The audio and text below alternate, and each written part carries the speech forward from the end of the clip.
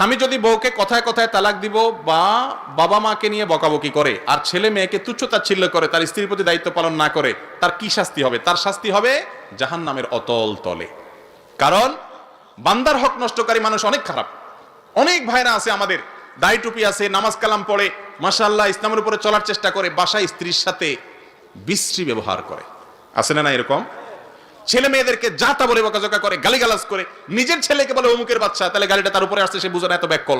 আছে না এরকম? ভাইরা আমার, স্বামী স্ত্রী পারস্পরিক যে দায় দায়িত্ব আছে সে সবাইকে পালন করতে হবে। স্ত্রীকেও পালন করতে হবে স্বামীর উপরে, স্বামীর জন্য, স্বামীকে পালন করতে হবে স্ত্রীর জন্য। যারা এই সমস্ত করবে তারা আল্লাহর কাঠগড়ার আসামি হবে, বান্দার হক নষ্টকারী হবে, এবং এর কারণে কিয়ামতের ময়দানে জবাবদিহি করতে হবে। কিয়ামতের ময়দানে বান্দার হক আল্লাহ তাআলা মাফ করবেন না, সেদিন কোনো স্ত্রী কোনো স্বামীকে ছাড় দিবে না। আল্লাহ তাআলা আমাদের ভাইদের বুঝার তৌফিক দান করুন। নবী করিম সাল্লাল্লাহু আলাইহি সাল্লাম বলেছেন, খায়রুকুম লি আহলি, তোমাদের মধ্যে, এই মজলিসে আমরা যত মানুষ আছি আমাদের মধ্যে সবচেয়ে ভালো মানুষ কে? নবী করিম সাল্লাল্লাহু আলাইহি সাল্লাম বলেছেন, যেই ব্যক্তি তার পরিবারের কাছে ভালো, বউয়ের কাছে ভালো, সন্তানদের কাছে ভালো।